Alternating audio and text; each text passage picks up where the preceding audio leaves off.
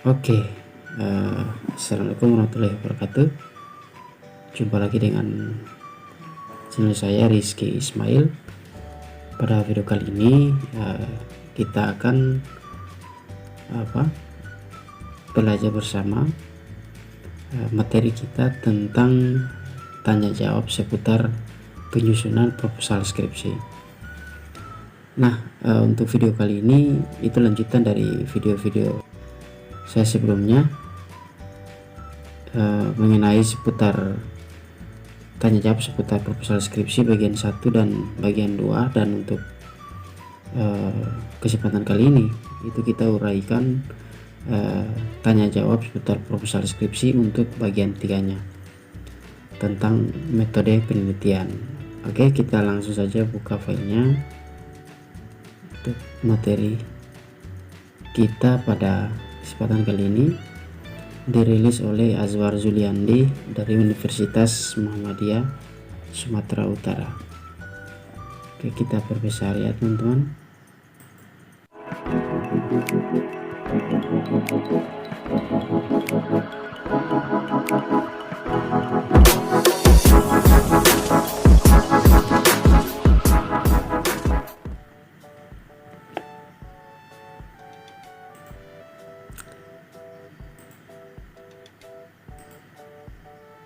Ya, tanya jawab seputar penyusunan proposal skripsi bagian 3 metode penelitian oleh Azwar Zuliandi, Universitas Muhammadiyah Sumatera Utara. Nah, untuk bagian 3 ini ada 6 hal atau 6 poin yang perlu diperhatikan. Pertama yaitu tempat dan waktu penelitian, populasi dan sampel, sumber data, keempat teknik pengumpulan data, kelima teknik analisis data, dan yang keenam definisi operasional. Oke, kita masuk bagian yang pertama yaitu tempat dan waktu penelitian. Pertanyaan pertama, apakah hakikat tempat dan waktu penelitian? Nah, tempat penelitian itu lokasi di mana si peneliti itu dia lakukan penelitian, sedangkan waktu penelitian adalah waktu yang dibutuhkan oleh peneliti itu untuk melakukan penelitian. Oke, selanjutnya hal-hal apakah yang perlu dikemukakan dalam subbab tempat dan waktu penelitian. Nah, sebenarnya di dalam subbab ini ada beberapa hal yang perlu dikemukakan. Yang pertama itu tempat penelitian. Nah, untuk tempat penelitian itu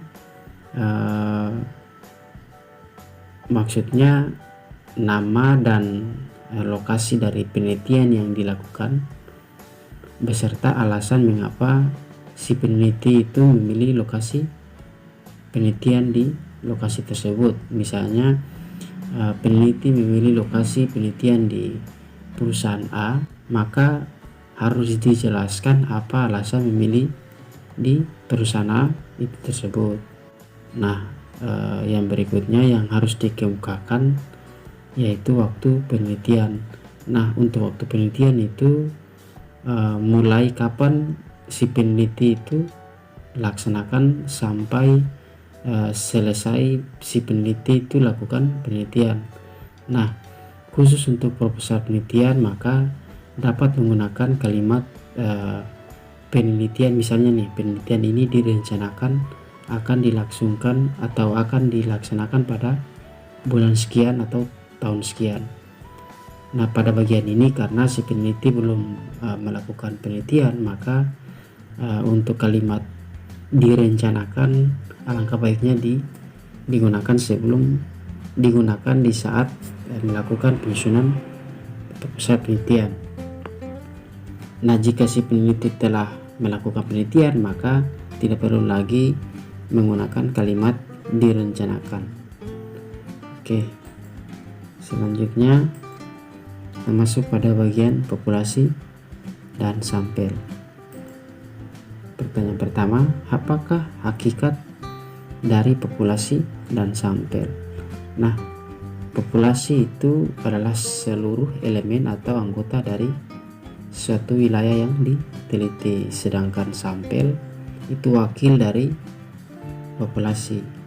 Maksudnya wakil ini sebagian daripada populasi. Nah, selanjutnya ada berapa bentuk desain pengambilan sampel. Nah, untuk bentuk pengambilan sampel ini pada umumnya itu ada dua. Yang pertama yaitu probability sampling, dan yang kedua yaitu non probability sampling. Kita lanjut pada pertanyaan ketiga, hal-hal apa saja yang perlu dikemukakan dalam sebuah populasi dan sampel.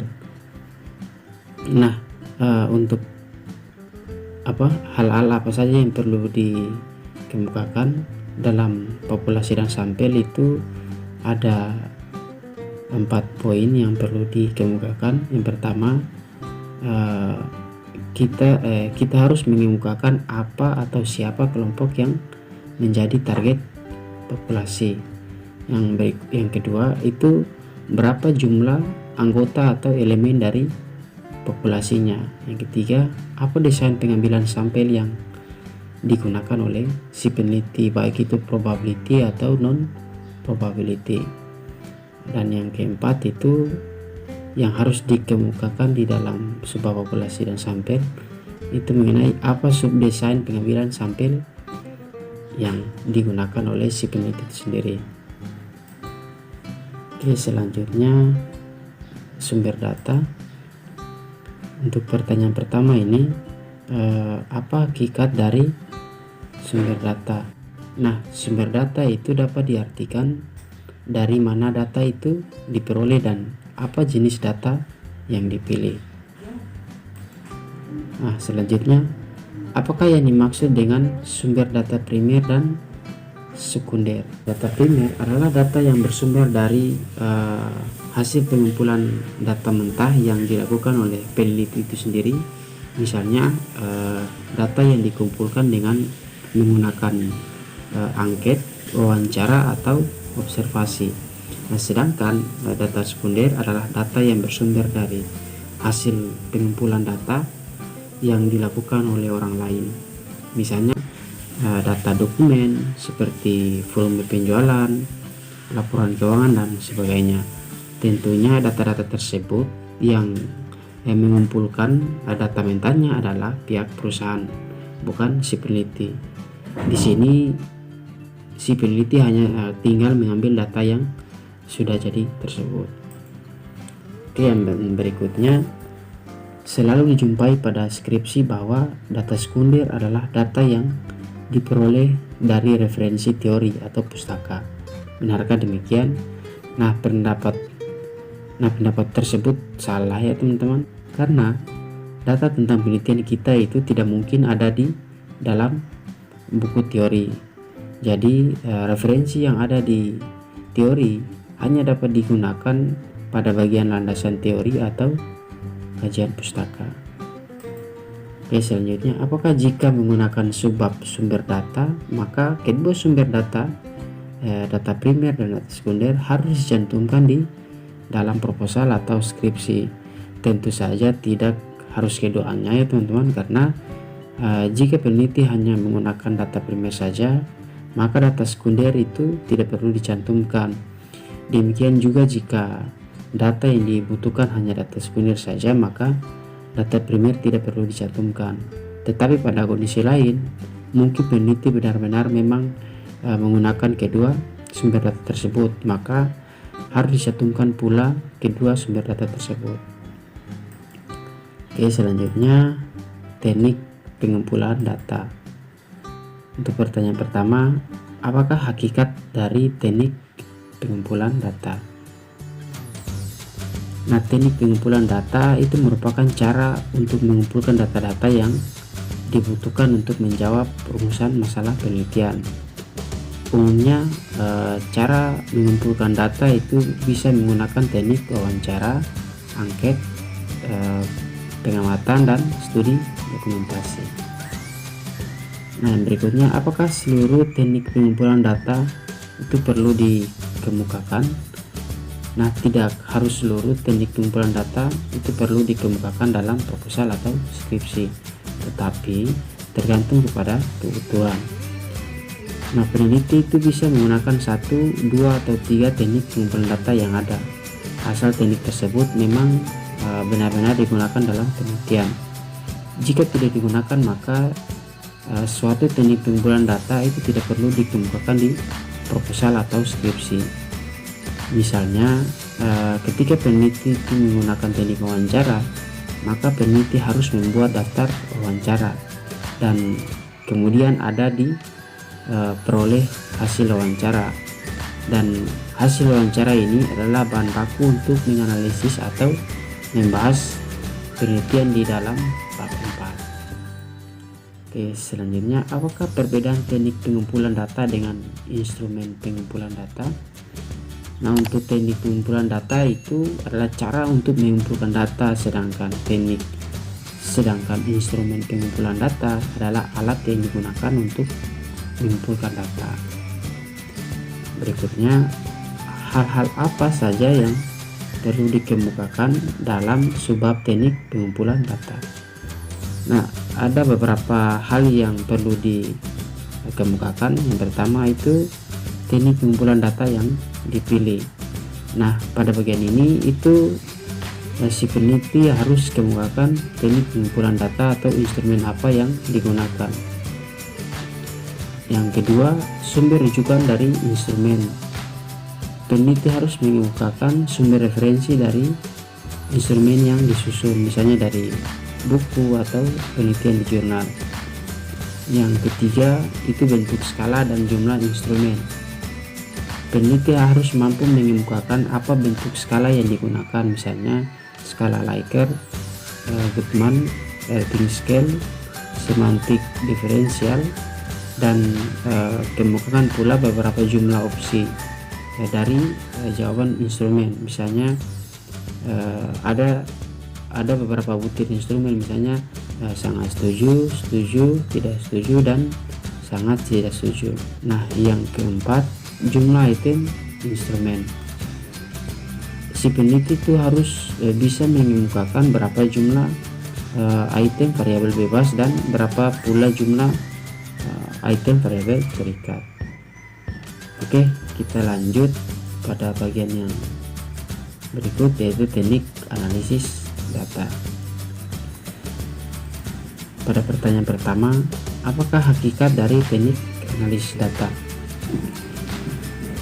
Teknik analisis data itu merupakan subbab yang mengungkapkan cara menganalisis data penelitian, termasuk alat-alat statistik yang bisa dan relevan untuk digunakan dalam sebuah penelitian.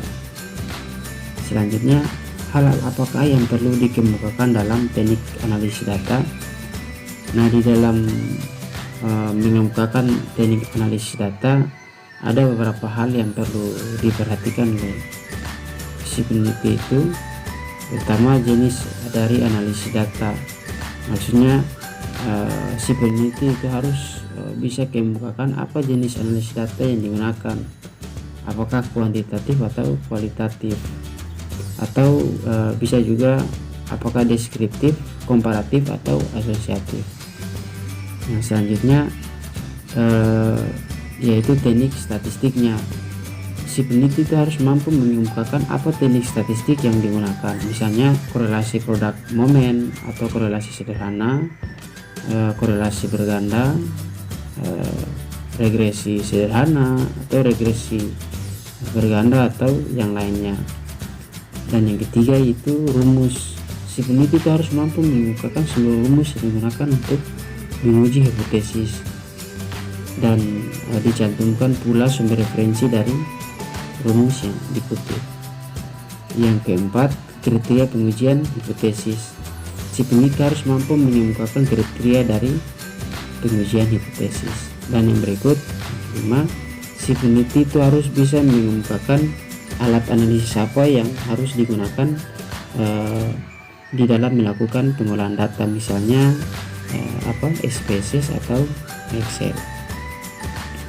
Oke, selanjutnya definisi operasional variabel.